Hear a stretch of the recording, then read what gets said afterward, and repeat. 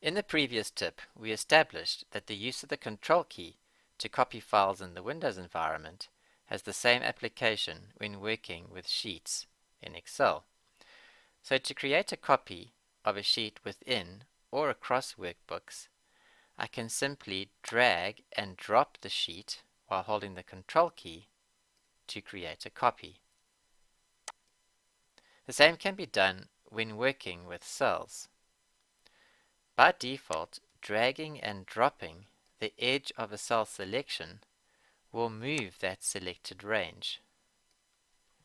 If I had to repeat that process, but this time hold down the Control key at the same time, you can see the little plus sign appearing and it creates a copy.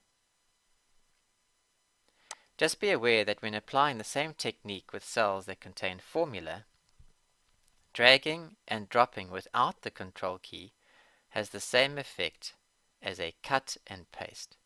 So looking at this particular example, this formula here is currently referencing cells B2 and C2. If I had to drag and drop that cell into a new location, it will always still reference those same two cells, multiplying B2 and C2, irrespective of where I drag that particular cell to.